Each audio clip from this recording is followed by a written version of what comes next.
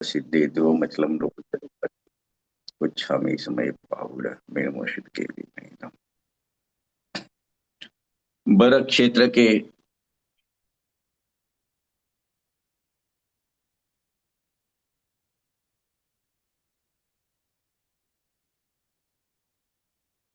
देव रचित ग्रंथादिराज समय सार पे स्वाध्याय चल रहा है। इसमें 202 202 नंबर की गाथा चली थी। आज 203 नंबर की गाथा अपने शुरू करने जा रहे। तो दो गाथा के बीच में एक अपने लास्ट स्वाध्याय में कलश पढ़ा था 138 नंबर का। तो देखो, वो कलश में ऐसी बात आई थी। उसमें अमृतचंद्र आचार्य ने ऐसा कहा था, हे जगत के अंध प्राणियों, जिस पद में तुम अपनापन करके सो रहे हो, अपना मान के जिस पद में सो रहे हो, वह पद अपद है। वह पद तुम्हारा पद नहीं है। अतः तुम्हें उसे छोड़कर स्वपद में आओ। मतलब देखो, ऐसे छोटी लाइन है लेकिन 6 पॉइंट में बात कही है। पहले तो कहा है जगत के अंधे प्राणियों। तो देखो, आखिर आंखों से दिखता नहीं है तो वो अंध है, ऐसा यहाँ नहीं कहना है। यहाँ तो मोह में जो अंध है, जो स्वपर का विवेक नहीं जानता है, जो आत्मा और शरीर का भेद नहीं जानता है, आत्मा और कर्म का भेद नहीं जानता है, आत्मा और राग विकार का भेद नहीं जानता है, और सबको अपना मान रहा है, वो अंधा है। तो हे जगत के अंधे प्राणियों, तो उसको यहाँ पे अंधा कहा। फिर उन्होंने कहा कि जिस पद में तुम अपनापन करके सो रहे हो, मतलब ये शरीर संयोगों में अपनापन करके अपना मान के सो रहे हो, मतलब कि उसको अपना मान के बैठे हो अनादिकाल से। वो दूसरा पॉइंट है। तीसरा पॉइंट का है, वह पद अपद है। मतलब ये वो तेरे रहने लायक पद नहीं है। तेरे को तो तेरे आत्मा में, आत्मा को पहचान कर आत्मा में रहना है।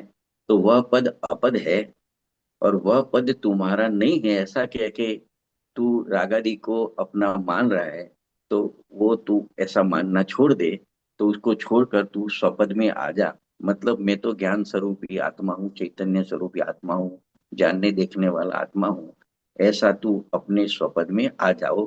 तो ऐसा इस कलश में कहा था। तो अभी उसके बाद में 203 गाथा आती है। तो एक प्रश्न उपस्थित होता है कि जिसे अनादि से अपना मान के बैठे हैं, शरीर आदि संयोग को, राग विकार को, वो अपना पद नहीं है। वो तो आपने बता दिया करुणा करके। तो अभी ये भी बता दो कि हमारा पद क्या है, हमारा पद कौन सा है, तो हम अपने स्वपद में आ जावे। तो ये गाथा डायरेक्टली देखे तो जिस पद में सदा सदा के लिए रह जाना है, स्थिर हो जाना है, लीन हो जाना है, और इसके पद में, उसके फल में निर्वाण को प्राप्त होना है, वो पद क्या है जो अपना है, अपने से कभी बिछड़ा नहीं है। तो वो पद की पहचान कराने के लिए 203 नंबर की गाथा है कि एक दफे जीव अपने स्वपद को जान के उसमें लीन स्थिर हो जावे, तो उसकी संसार से, कर्मों से सदा के लिए मुक्ति हो जावे। तो ये 203 गाथा इसके अपना स्वपद को दिखाने वाली है। तो देखो, इसमें कुनकुन आचार्य ने 203 नंबर की गाथा लिखी। तो उसमें पहले ये कहा कि तुम अपद भाव को छोड़ दो और अपने स्वपद को जानकर स्वपद को ग्रहण करो, ऐसा उनका कहना है। तो गाथा इस प्रकार से लिखी है, गाथा तो प्राकृत में लिखी है, लेकिन उसका हिंदी अनुवाद इस प्रकार से है। जीव में अपद बुद्ध द्रव्य भाव को छोड़, मतलब अपद भाव को तू छोड़, ग्रह तू स्वभाव को, ऐसा कहना है। तो स्वभाव कैसा है? तो ग्रह तू यथार्थ से स्थिर नियत एक ही भाव, यह उपलब्ध जो ही स्वभाव से। मतलब तू अन्य द्रव्य के भाव को अपना माना है, वो तो अपद है, उसको तू छोड़ दे। और जो नियत है, स्थिर है, एक है, और जो अपने स्वानुभव से उपलब्ध होता है, ऐसा अपना स्वभाव है, वो स्वपद है, उसे तू अपना ले। इतना कुनकुन आचार्य देव ने गाथा में कहा है। तो देखो, गाथा तो इस प्रकार से है कि हे भव्य जीव, आत्मा में अपद बुद्ध द्रव्य भाव को छोड़कर जो निश्चित है, स्थिर है, एक रूप है, और जो अपने स्वभाव से उपलब्ध होता है, अनुभव गोचर है, ऐसा जो अपना एक ज्ञान भाव है, वही अपना स्वपद है। तो जैसा ज्ञान है वैसा ज्ञान को मात्र ग्रहण करो, क्योंकि वही तुम्हारा पद है। तो यहाँ ज्ञान के लिए विशेषण बताए कि वो एक तो निश्चित है, स्थिर है, निश्चित यानी नियत है, स्थिर है, एक रूप है, स्वभाव से उपलब्ध है, और आत्मा भाव रूप है ज्ञान में। ये ऐसे ज्ञान भाव को ग्रहण करने का इस गाथा में उपदेश दिया है। तो अमृतचंद्र आचार्य देव ने जो आत्मख्याति टीका लिखी, उसमें उन्होंने इसी बात को थोड़ी आगे ले जाके उन्होंने कहा कि आत्मा है तो अकेली आत्मा नहीं होती संसार में, शरीर भी होता है, कर्म भी होता है, विकार भी होता है, और भी संयोग होते हैं। तो ये सबके बीच में एक भाव ऐसा भी है कि जो मतलब ये सब जो भाव है आत्मा चैतन्य स्वरूप के अलावा, वो सब तो अतत् स्वभाव रूप है, मतलब ज्ञानादि से रहित है। तो वो परभाव रूप अनुभव में आते हैं। जैसे शरीर है तो पता चलती है कि शरीर है, लेकिन शरीर में ज्ञान नहीं है, उसको कहते हैं अतत् स्वभाव रूप। तो ऐसा पर है, वो मेरा शरीर मेरा भाव नहीं हो सकता, ज्ञान मेरा भाव हो सकता है।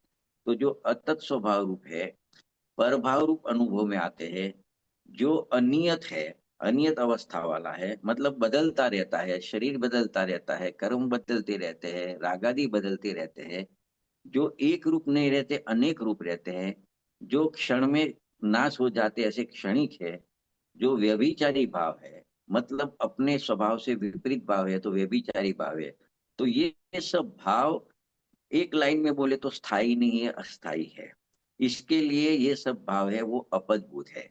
इसके सामने बता रहे हैं कि अपना जो भाव है वो तत्स्वभाव रूप है। तत्स्वभाव रूप यानी आत्मा का जो स्वभाव है वैसा ही है, ज्ञान भाव बताना है।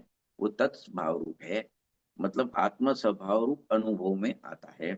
वो नियत अवस्था वाला है, एक रूप रहता है, नित्य है, और अव्यभिचारी भाव है। ऐसा एक स्वयं स्थायी होने के कारण वो स्थाता का स्थान यानी आत्मा का रहने का, अपने उपयोग को रहने का स्थान है। तो स्थाता का स्थान अथवा रहने वाला, रहने का स्थान होने से वो पदभूत है। तो अपदभूत भावों की 5 विशेषण से परिचय कराया अमृतचंद्र आचार्य देव ने, और 5 विशेषण पद, अपना जो स्वपद है, पदभूत है, उसका 5 विशेषण देके उसका परिचय करा है। तो अंत में अमृतचंद्र आचार्य देव ने 1.5 लाइन में, 2 लाइन में इतना कहना चाहते हैं कि समस्त अस्थाई जो भाव है उसको तुम छोड़ दो, और एक ज्ञान भाव सदा स्थायी है, ऐसे भाव का तुम आस्वादन करो। तो ऐसा अमृतचंद्र आचार्य देव ने उपदेश दिया है। तो अपने जब जब खुद गुण आचार्य देव की गाथा पढ़ते हैं, साथ में अमृतचंद्र आचार्य देव की आत्मख्याति टीका भी पढ़ते हैं, और साथ में अपना जो मूल समाचार ग्रंथ है उसमें 3 ग्रंथों का कॉम्बिनेशन है, कॉम्बो है। तो इसमें पंडित जयचंद जी छाबड़ा साहब का वो भावार्थ के रूप में लिखा हुआ रहता है। तो ये गाथा का, ये टीका का क्या भाव होता है, वो पंडित जयचंद जी छाबड़ा साहब भी अपने शब्दों में व्यक्त करते हैं। तो देखो इस गाथा के लिए पंडित जयचंद जी छाबड़ा साहब का क्या कहना है। तो देखो वो थोड़े पीछे जाते हैं, बैक, अपने जो अधिकार चले गए, जीव जीव अधिकार वगैरह, उसमें जाके लिखते हैं कि पहले, मतलब आगे के अधिकार में, वर्णादि से लेके गुणस्थान तक के जितने भी भाव कहे हैं, जो चैतन्य स्वभाव से शून्य है, वो सभी भाव है। मतलब वर्णादि से गुणस्थान पर्यंत में अपने चैतन्य स्वरूप के सिवाय अन्य जो भाव अपने आजू बाजू है, अपने ज्ञान में पकड़ाते हैं, वो सब उसमें आ गए।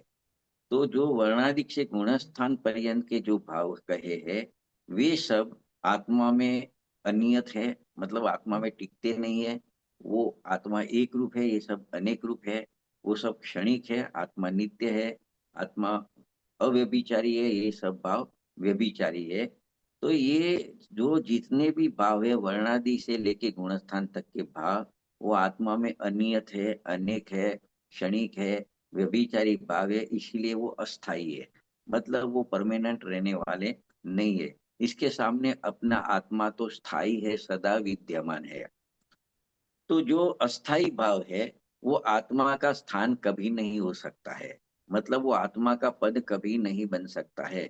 मतलब वो आत्मा का द्रव्य नहीं बन सकता, गुण नहीं बन सकता, आत्मा की पर्याय नहीं बन सकती है।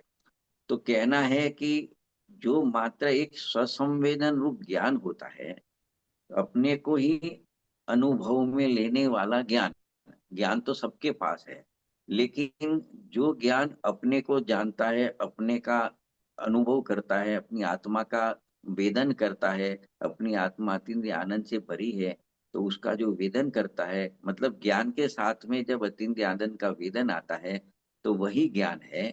वो ज्ञान और आनंद अविनाभावी होता है। तो जो ऐसा संवेदन रूप ज्ञान है, वह नियत है, एक है, नित्य है और अव्यभिचारी है। तो ऐसा अपना जो भाव है, ज्ञान भाव है, स्वसंवेदन, वही आत्मा का पद है। और आत्मा अपना स्थायी है और ज्ञान भी ये स्थायी रहता है।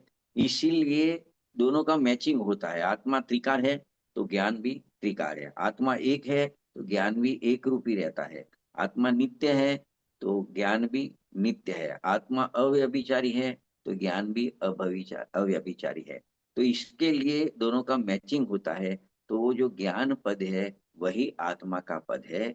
और वही पद जो है ज्ञान पद है, वही ज्ञानियों के द्वारा आस्वादन करने योग्य है, आस्वादन लेने योग्य है। मतलब ज्ञानियों को सीख दी है कि तुम राग विकल्प में मत उलझो, तुम अपनी आत्मा का जो ज्ञान है वो ज्ञान का आस्वादन करो, उसमें आत्मा का आस्वादन होएगा।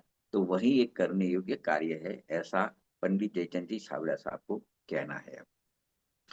मतलब उनका जो भाव है कहने का वो इस प्रकार से है, पंडित जयचंद जी छाबड़ा साहब का, कि आगे जीव जीव अधिकार में जो 29 प्रकार के भाव बताए से 29 वर्णादि से लेके गुणस्थान लेके तक के, मतलब आगे जो अपने समय सार ग्रंथ की 50 से 55 छह गाथा जो आई थी, उसमें ये 29 प्रकार के भाव बताए हैं।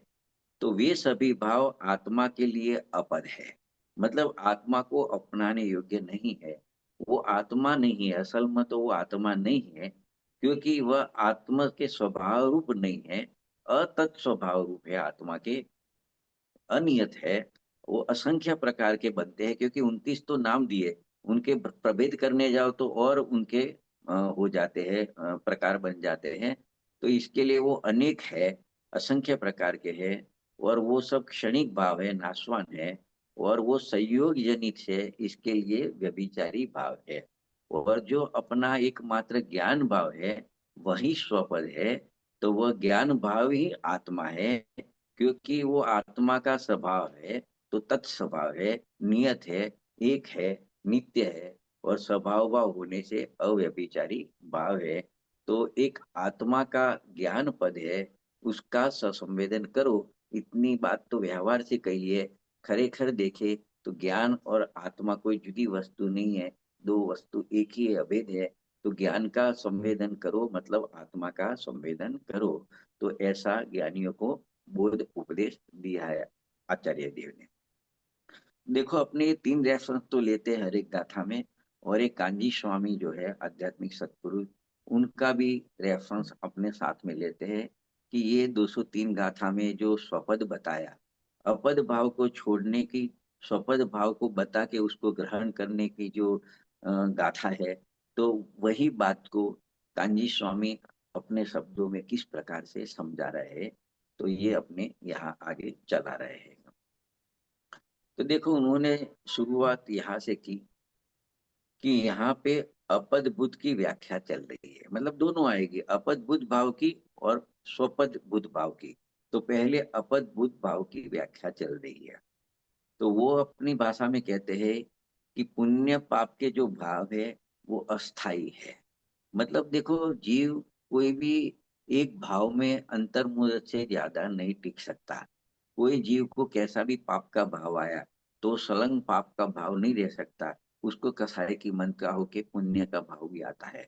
और किसी को पुण्य का भाव आया तो वो भाव भी कायम टिकने वाला नहीं है, वो छूट के पाप भाव आ जाता है। मतलब स्थायी रहने वाला भाव नहीं है। पुण्य और पाप दोनों अस्थाई है। इसके लिए वो आत्मा का स्थान नहीं बन सकते। इसके लिए ये कह सकते हैं कि पुण्य पाप जो भाव होता है वो सब अपदभूत है। मतलब आत्मा के रहने के लिए वो स्थान नहीं है। पुण्य पाप भाव में रहने जैसा नहीं है। लेकिन ये पुण्य है, ये पाप है, ऐसा जो ज्ञान होता है वो ज्ञान स्थायी रहता है। ज्ञान का कभी नाश नहीं होता है। जानना जानना जानना तो अनादि से चल रहा है और अनंत काल चलेगा। क्योंकि ज्ञान आत्मा का स्वभाव है तो वही स्थायी भाव है।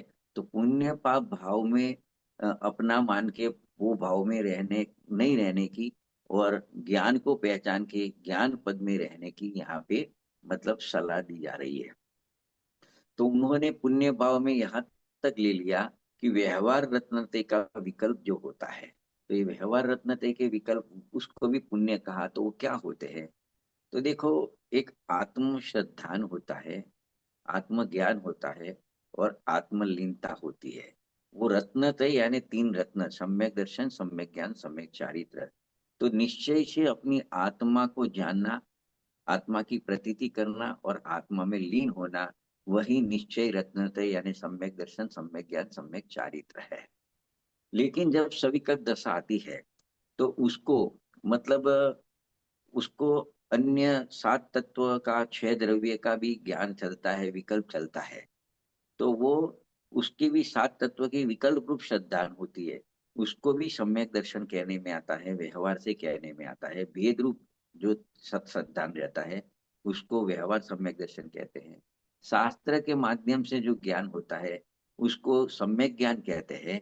लेकिन वो भी विकल्प रूप है, तो वो भी व्यवहार सम्यक ज्ञान है। और जितने व्रत तप आदि के जो भाव चलते हैं वो व्यवहार चारित्र कहते हैं। तो ऐसे जो व्यवहार रत्नत्रय के परिणाम साधक दशा में चलते हैं। फिर देव शास्त्र गुरु के श्रद्धा के विकल्प चलते हैं कि देव वितरागी होता है, गुरु निर्ग्रंथ होता है, जिनवाणी पण वितरागता की पोषक होती है, साधुवाद होती है, अनेकांत रूप होती है। ऐसे जो वो देव शास्त्र गुरु के स्वरूप संबंधी एक प्रतीति तो चलती है, लेकिन साथ में ऐसे विकल्प चलते हैं। तो ये विकल्प है। फिर पंच महाव्रत पालन के, महाव्रत के पालन के भी जो विकल्प चलते हैं। फिर शास्त्र को लिखना, पढ़ना, पढ़ाना, ये सब विकल्प होते हैं।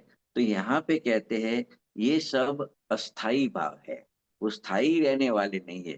क्योंकि विकल्प तो आके चले जाते हैं, भले देव शास्त्र गुरु संबंधी विकल्प क्यों ना हो, अरे अपने स्वात्मा संबंधी अंतर्जप विकल्प भी क्यों ना हो, लेकिन वो कायम टिकने वाला नहीं है। वो क्षणिक है और नाश होने वाला है, इसके लिए वो अस्थाई है। तो वो अपना स्वभाव नहीं हो सकता है, वो अतत् स्वभाव है। इसीलिए वो स्थाता के स्थान होने योग्य नहीं है, इसलिए अपदभूत है। मतलब ऐसे विकल्प में भी नहीं रहने की प्रेरणा यहाँ पे दे रहे हैं। रहना है तो एक अपने ज्ञान में रहो, ज्ञान में स्थिर हो जाओ, ज्ञान में डूब जाओ, तो ही मोक्ष मार्ग में। नहीं हुआ तो होता है, मोक्ष मार्ग हुआ है तो विशेष वृद्धि होती है और वृद्धि होके पूर्णता होती है। तो बाकी के जितने भी व्यवहार रत्नते के विकल्प है, देव शास्त्र गुरु की श्रद्धा के विकल्प है, महाव्रत आदि के विकल्प है, शास्त्र लिखना, पढ़ना, पढ़ाना आदि के विकल्प है, वो सब अस्थाई भाव बताकर उसको अतत् स्वभाव बोला। वो आत्मा का स्वभाव नहीं हो सकता, क्योंकि वो विकल्प सब राग रूप होता है, भले शुभ राग रूप होता है लेकिन वो राग रूप होता है। तो वो अतत् स्वभाव है। ऐसा कह के वो स्थाता का स्थान नहीं है, मतलब आत्मा को उसमें रहना योग्य नहीं है। इसीलिए ये सब विकल्प, ये सब राग अपदभूत भाव है। ऐसे पहले अपदभूत भाव की व्याख्या की, या तो अपदभूत भाव का स्वरूप बताया। अभी अपना स्वपद क्या है वो बता रहे हैं कि तत्स्वभाव से अनुभव में आता हुआ जो अपना ज्ञानानंद स्वभाव है वो आत्मा के लिए पदभूत है। मतलब जो अपना स्वभाव है कायम रहता है, ऐसा ज्ञान और आनंद जो स्वभाव है वही पदभूत है। मतलब अपने को उसमें ही रहने योग्य है। तो देखो, इसमें कहते हैं कि वो अपना स्वभाव है, एक बात तो ये बताइए। दूसरी बात होता है कि चैतन्य स्वभाव से अनुभव में आत्मा आता है।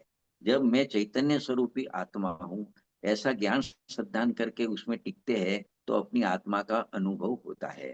फिर वो नियत स्वभाव वाला है, एक है, नित्य है, अव्यभिचारी है। और जो चैतन्य भाव है वो ज्ञान मात्र भाव, संयोग जनित नहीं है, इसीलिए अव्यभिचारी भाव है। तो देखो इस प्रकार के पांच बोलों से भगवान आत्मा का ज्ञान स्वभाव बतला है। जो स्वपद है वो स्थाता का स्थान है, रहने का स्थान है। तो इस प्रकार से शॉर्ट में बोले तो पांच पॉइंट इस प्रकार से बोलते हैं कि जो ज्ञानानंद स्वभाव से आत्मा है वह आत्म स्वभाव रूप है, वह स्थाता का स्थान है। नंबर टू, चैतन्य भाव से अनुभव में आने से वो नियत है। मतलब कभी भी देखो आत्मा चैतन्य चैतन्य चैतन्य चैतन्य रूपी रहता है, इसके लिए वो नियत भी है। अपना ज्ञान है तो चैतन्य चैतन्य चैतन्य रूपी रहता है। वो राग रूप कभी होता नहीं है, विकार रूप नहीं होता, शरीर से ये रूप नहीं होता, तो वो नियत है। पुण्य पाप के भाव अनेक रूप होते हैं, और ज्ञान अनेक को जानता है लेकिन एक रूप रहता है, तो वो एक रूप भाव है। और पुण्य पाप के भाव तो क्षणिक है, लेकिन ज्ञान तो त्रिकाल है, इसीलिए नित्य है। और पांचवा, वो ज्ञान संयोग जनित नहीं है। देखो राग संयोग जनित क्यों कहा, कि संयोग के लक्ष्य राग होता है, तो वो संयोग जनित भाव है, राग है। और ज्ञान है वो संयोग जनित भाव नहीं, वो स्वभाव बुद्ध भाव है, इसके लिए अव्यभिचारी भाव है। तो एक तो आत्म स्वभाव रूप है ज्ञान, नियत है, एक रूप है, नित्य है और अव्यभिचारी है। तो बस ये इन पांच कारण तो बताए, ऐसे अनेक कारण हैं। तो इन्हीं कारणों से आत्मा स्थायी भाव स्वरूप है, मतलब स्थायी रहने वाला भाव है। और वो स्थायी है, इसके लिए स्थाता का स्थान होने योग्य है। मतलब आत्मा भी स्थायी है, उसका भाव भी, ज्ञान भाव भी स्थायी है, इसके लिए उसको पदभूत कहा है। तो इस प्रकार से कांजी स्वामी ने अपदभूत भाव की भी पहचान कराई, और पदभूत भाव जो ज्ञान भाव है उसकी भी पहचान कराई। तो आगे कहते हैं कि आत्मा में जितने भी पुण्य के भाव होते हैं, पापी भाव होते हैं, मतलब शुभ राग होता है, अशुभ राग होता है, उसको भी आगे ले जाए तो व्रत के शुभ राग है, पुण्य रूप है, अव्रत के अशुभ राग है, पाप रूप है। आदि जितने भी भाव होते हैं वे भाव सब क्षणिक है, क्षण में नाश होने वाले हैं, अनित्य है, वो ठहरने के लिए स्थान नहीं है, इसके लिए अपद्भुत है। और आत्मा जो है वो त्रिकाल स्थायी है, और एक चैतन्य मात्रता से वो रहने योग्य है, इसके लिए वो पदभूत है। इसीलिए समस्त अन्य जितने भी अस्थाई भाव है उसको छोड़कर एक अतीन्द्रिय आनंद के रस पने से एक आत्मा ही आस्वादन करने योग्य है। तो ये सब भावों में से हटके अपने चैतन्य स्वभाव में आके उसका आस्वादन करो, ऐसा ज्ञानी को लिए ये उपदेश है। तो इस प्रकार से 203 गाथा यहाँ पे एक अपदभुत भाव की पहचान कराई, और वो छोड़ने योग्य है ऐसा कहा। और जो स्वपद भूत भाव है उसकी भी पांच विशेषण की पहचान कराई, वो साता का स्थान है, रहने का स्थान है, तो उसको ग्रहण करने का यहाँ पे उपदेश दिया। तो इस प्रकार से अमृत चंद्र आचार्य देव ने 203 नंबर की गाथा लिखी। तो अमृत चंद्र आचार्य देव को वो गद्य में तो टीका की, लेकिन उनको और भाव आए तो उन्होंने पद्य में भी टीका की। और ये गाथा के ऊपर और दो कलश लिख दिए, श्लोक लिख दिए, काव्य लिख दिए, 139 नंबर का और 140, ये दो उन्होंने काव्य लिखे। तो उसमें 139 नंबर में बात तो यही करनी है, लेकिन उसको अलग ढंग से रजू करते हैं। जो पदभूत है, मतलब आत्मा का रहने का स्थान है, स्थाता का स्थान है, वो कैसा है, उससे क्या लाभ है, ये सब बातें 139 और 140 कलश में करेंगे। तो पहले 139 का कलश है, 2 लाइन का है, अनुष्टुप छंद है, उसको मैं पढ़ रहा हूँ और उसका विश्लेषण बाद में देखते हैं। एकमेव हि तत्स्वाध्यं विपदाम पदम पदम, अपदान्येव भासन्ते पदान्यन्यानि यत्पुरः। देखो क्या कहते हैं कि जिसके सामने हम वो पद बता रहे हैं, कि जिसके सामने सभी अन्य जितने जितने भी पद है, जितने भी भाव है, जितने भी पदार्थ है, वो सब अपद भाषित होते हैं। हम ऐसा पद तुम्हें बता रहे हैं कि उसके सामने जितने भी अन्य पद है वो सब अपद भाषित होते हैं। क्योंकि जो विपत्तियों का अपदभूत है, मतलब दूसरे जो भाव है वो विपत्ति देने वाले हैं, आपत्ति खड़े करने वाले हैं, कलेश रूप भाव उपजाने वाले हैं, दुख रूप उपजाने वाला भाव है, इसके लिए विपत्तियों का अपदभूत है। तो जो अपना भाव है वो विपत्तियों का, मतलब क्या कह रहे हैं कि एक ज्ञानानंद ज्ञान स्वरूप पद है, वही आस्वादन करने योग्य है। इतना शॉर्ट में अमृत चंद्र आचार्य देव ने कहा कि जिसके सामने सभी अन्य पद अपद भाषित होते हैं, विपत्तियों का अपदभूत है, एवं एक ज्ञान स्वभाव रूप वह पद ही आस्वादन करने योग्य है, कि जिसमें कोई विपत्ति नहीं है, कोई आपदा नहीं है, सुख रूप है, ऐसा भाव आस्वादन करने योग्य है। तो यहाँ कहते हैं कि हम ऐसे भाव में रहने का उपदेश करते हैं कि इसमें एक दफे एकत्व स्थापित कर दिया, उसको अपना जाना, अपना माना, और उसमें जम गया, रम गया, तो जितनी भी विपत्तियां है वो सब विपत्तियां समाप्त हो जाती है, और जितने भी अनंत दुख है अनादि का वो सब दूर हो जाता है। और जिसकी तुलना में जगत के अन्य सभी पद अपद भाषित होते हैं, तुच्छ भाषित होते हैं, वह ऐसा एक ज्ञान पद है, और वह ज्ञान पद ही मात्र आस्वादन करने योग्य है, वह ज्ञान पद ही आराधना करने योग्य है, वह ज्ञान पद ही साधना करने योग्य है। तो कहते कि इसीलिए हे भव्य जीवो, तुम एकमात्र इस ज्ञान पद की आराधना में अपना जीवन लगा दो। मतलब राग में मत रमो, संयोगों में तुम सुख मानकर संयोगों में संयोग बुद्धि से मत रमो।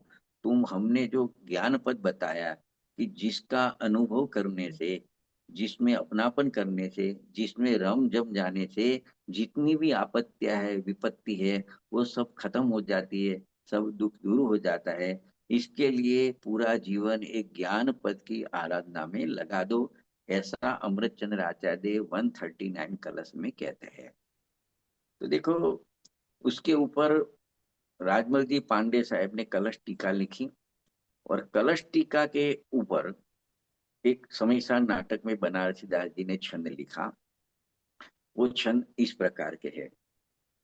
जो पद भो पद भव हरे, भय हरे, सो पद से वनु, जी ही पद पर सत, और पद लगे आप दारू। क्या कहते हैं बनारसी दास जी? हे भव्य जियो, जिस पद को स्पर्श करते ही अन्य सभी पद आपदा रूप भाषित होने लगते हैं, संसार भय को दूर करने वाले इस अनुपम ज्ञान पद का सेवन करो। ये ज्ञान पद ऐसा है कि अगर ज्ञान पद का स्पर्श किया, मतलब ज्ञान का अनुभव किया, ज्ञान में ज्ञान ज्ञान रम गया, जम गया, तो जितने पद थे अब तक, जहां जहां तेरा उपयोग टिकता था, रुकता था, वो सब अभी आपदा रूप भाषित होने लगे थे। और ये ज्ञान पद ऐसा है कि संसार के सभी प्रकार के भय दूर करने वाला है, ऐसा ये ज्ञान पद है, तो अनुपम है, उसका सेवन करो, ऐसा बनारसी दास जी कहते हैं। मतलब ऐसे देखने जाओ तो उनका ऐसा कहना है कि जैसे लोक में कहते हैं कि एक दफे अमृत का पान कोई जीव करे, तो उसको जितने भी बाकी के रस है, अमृत रस के आगे सब फीके लगते हैं।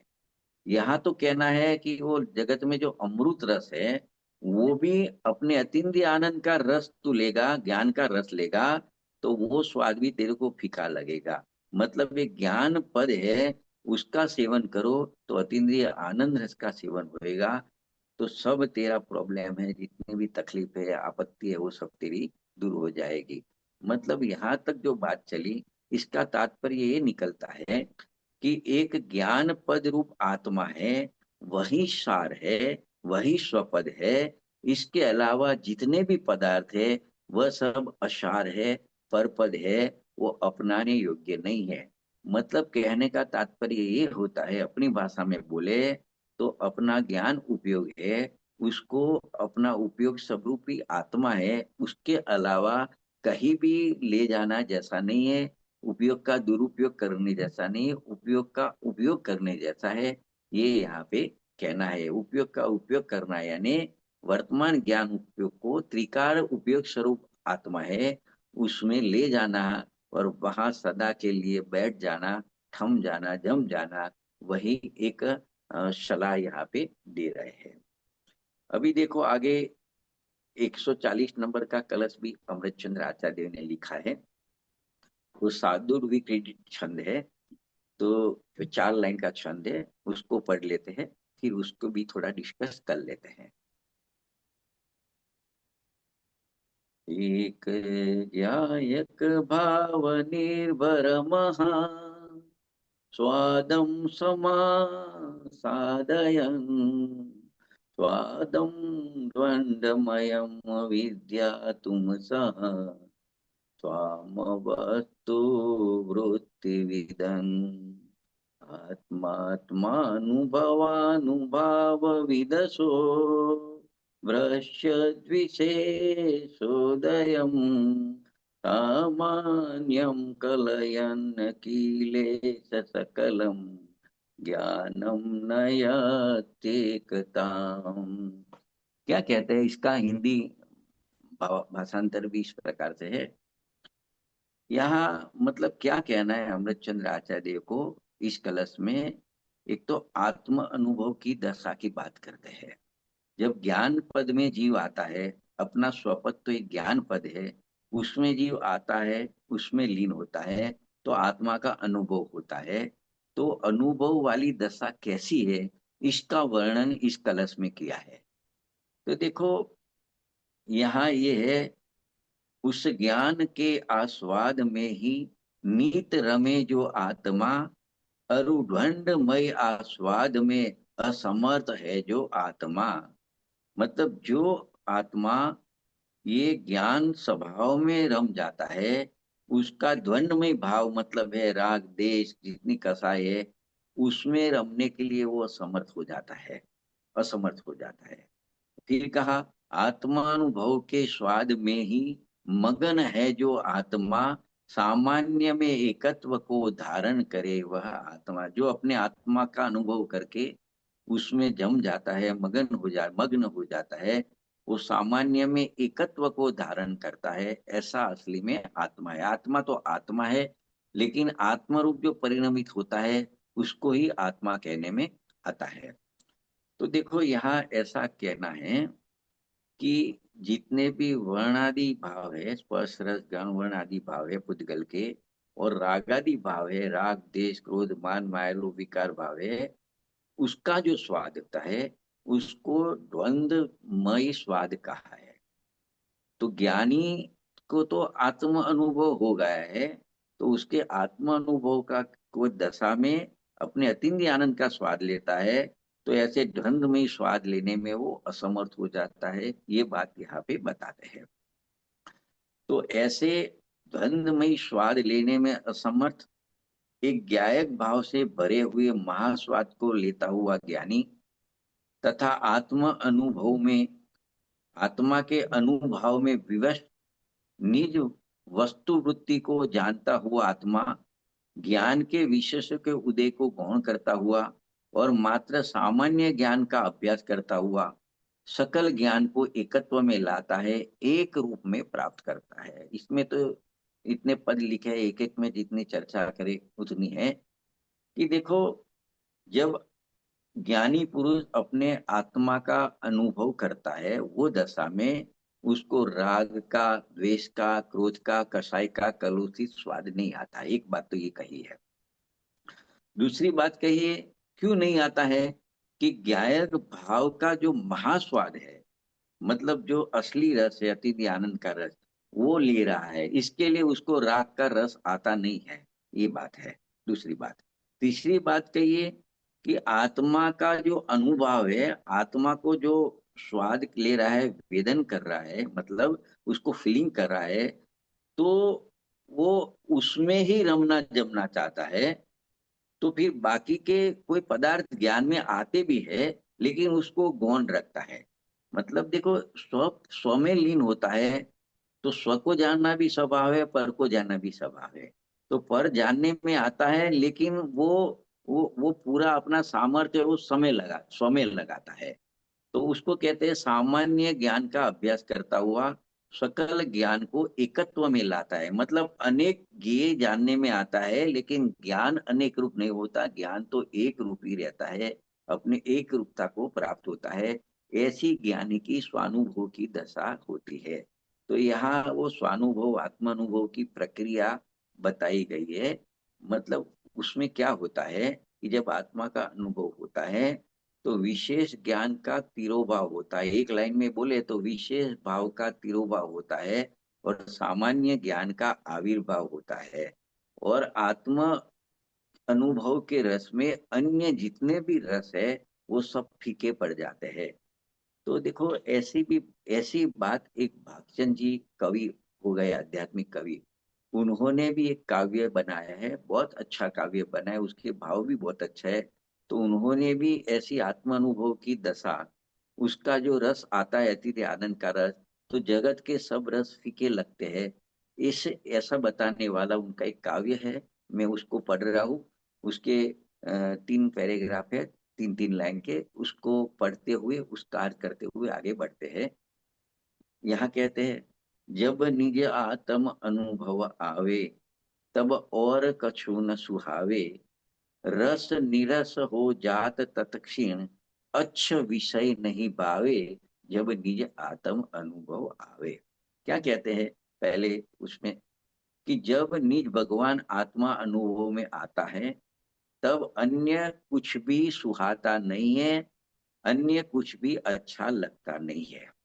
और कहा कि जिस समय निज भगवान आत्मा अनुभव में आता है, तो इस संसार में उसी समय संसार के जितने भी रस है, वो सब निरस लगने लगते हैं। और अक्ष लिखा है ना, अक्ष मतलब 5 इंद्रिय के विषय भी अच्छे नहीं लगते हैं। फिर आगे काव्य में कहते हैं, गोष्ठी कथा कुतूहल विगटे, उद्गल प्रीति नसावे, राग दोष जुग चपल पक्षयुत, मन पक्षी मर जावे, जब निज आत्म अनुभव आवे। क्या कहते हैं, जब आत्मा का अनुभव आता है, तब गोष्ठियों में आना जाना, कथा कहानियों को सुनना सुनाना, उसका जो कौतूहल होता है, वो कौतूहल समाप्त हो जाता है। और पुद्गलिक पदार्थों के प्रति प्रति जो प्रीति होती है, उसका आकर्षण होता है, वो भी समाप्त हो जाता है। और आगे बहुत अच्छी लाइन लिखी है कि राग और द्वेष दोनों ही चंचल पंख है जिसके, ऐसे मन रूपी पक्षी ही मर जाता है। मतलब मन को पक्षी की उपमा दी है, और राग देश को उसकी चंचल पंख की उपमा दी है। तो ये जिसके राग और देश चंचल पंख है, ऐसे मन रूपी पक्षी ही मर जाता है। इस कारण सभी विषय वासनाएं भी हो जाती है, मतलब वो समाप्त हो जाती है। और तीसरे में ऐसा कहा, ज्ञानानंद सुधारस उमगे, घट अंतर न समावे, भागचंद ऐसे अनुभव को, हाथ जोड़ी सिर नावे, जब निज आत्म अनुभव आवे। क्या कहते हैं, जब आत्मा का अनुभव आता है, तब इतना ज्ञानानंद का अमृत उछलता है कि हृदय रूपी घड़े में समाता नहीं है। तो कविवर भागचंद जी कहते हैं कि मैं ऐसी अनुभव दशा को हाथ जोड़कर शीश नमाता हूँ। इस प्रकार इस पद में आत्मा अनुभवी पुरुष की अंतरंग और बहिरंग दशा का वर्णन इस छंद में, इस काव्य में किया है। इसके ऊपर भी, ये 140 नंबर के ऊपर कान्जी स्वामी ने भी अपना वक्तव्य दिया है। उन्होंने सीधे अपनी आत्मा से बात उठाई है कि ये भगवान आत्मा है, वो त्रिकार एक स्वरूप है, परम आनंद की मूर्ति है, ज्ञायक भाव से भरा हुआ है। ऐसी ज्ञायक मूर्ति आत्मा वो स्वपद है। और जब उसका स्वाद आता है, तो उसका स्वाद आ जाने पर अन्य सब स्वाद है, वो सब फीके पड़ जाते हैं। अर्थात ऐसा भी कह सकते हैं कि अपने आत्मा का निर्मल आनंद आता है, तो साथ में वो जीव अपने आत्मा के सम्मुख होकर निज का ही स्वाद लेने पर अतीन्द्रिय आनंद के वेदन के सिवाय अन्य कोई राग आदि का स्वाद नहीं लेता है, और उसको उसका स्वाद आता ही नहीं है। इसके लिए ज्ञानी द्वंद्वमयी स्वाद को लेने में असमर्थ है। मतलब रूप, रस, गंध तथा दयादान आदि पुद्गल के एवं विषय के जितने भी स्वाद है, वो धन के समान स्वाद है, वो लेने में असमर्थ हो जाता है, ऐसा यहाँ पे कहना है। तो यहाँ द्रव्य गुण पर्याय तीन की बात इसमें समाधि है कांजी स्वामी ने, कि अपना आत्म द्रव्य है वो ज्ञायक भाव से भरा है, ऐसा कह के द्रव्य बताया। और ज्ञायक स्वभाव बताया वो गुण है, तथा ज्ञायक भाव में एकाग्रता की आत्मानुभव के काल में वो पर्याय है। तो इस प्रकार यहाँ पे द्रव्य गुण पर्याय तीनों शुद्ध है, ऐसा यह कहना है कि अपना जो आत्मा है वो ज्ञायक भाव से भरा है, उसमें अंतर एकाग्रता करके अनुभव करने पर उसका स्वाद लेते हैं, तो द्रव्य गुण पर्याय तीनों निर्मल शुद्ध हो जाते हैं, ऐसा यहाँ पे कहा है। तो देखो जिस प्रकार यहाँ क्या कहना है कि शक्कर होती है, शक्कर वो अकेले मिठास स्वभाव से भरी है।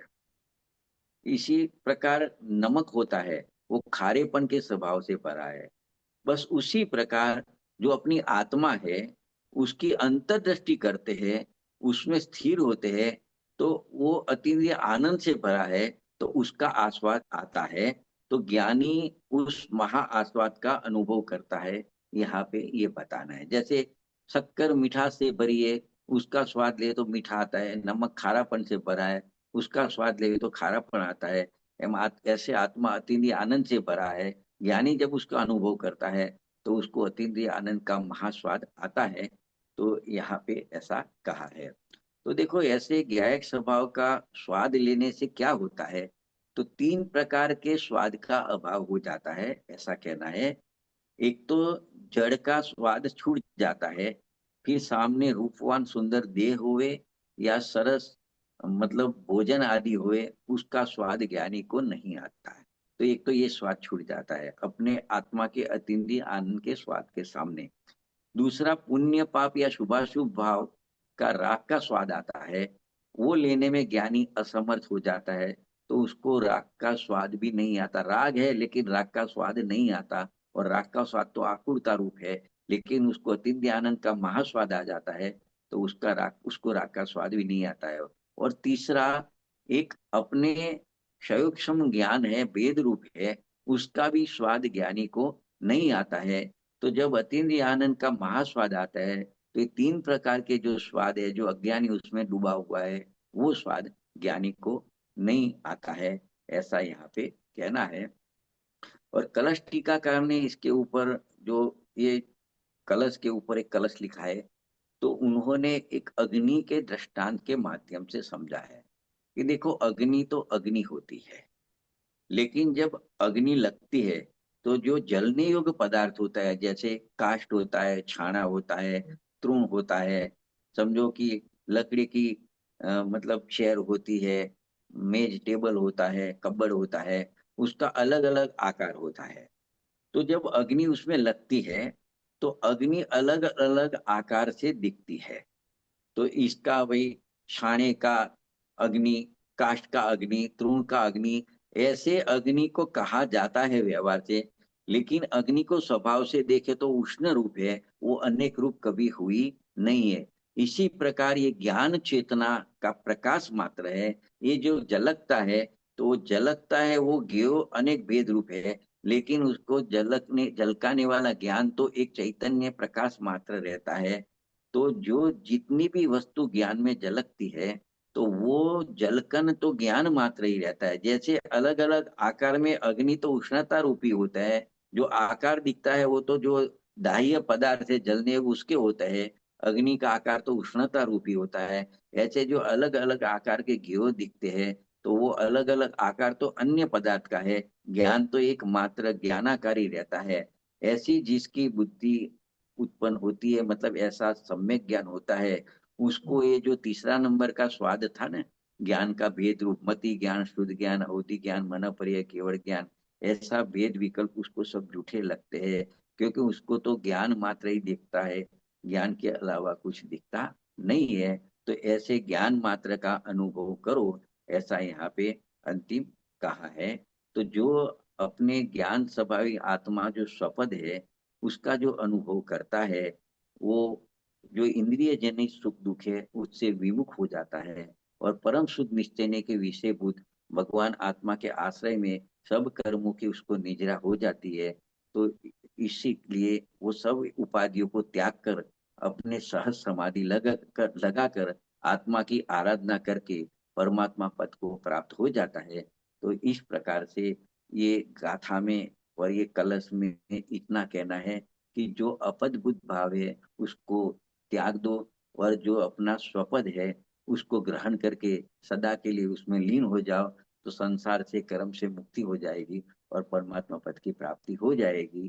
तो यहाँ पे आज इतनी चर्चा हुई है। तो यहाँ पे 203 गाथा के अनुसंधान का विषय यहाँ पे पूरा होता है। अगले स्वाध्याय में 204 गाथा को लेंगे। यहाँ पे अपने विराम लेते हैं, मतलब स्वाध्याय का विराम लेते हैं।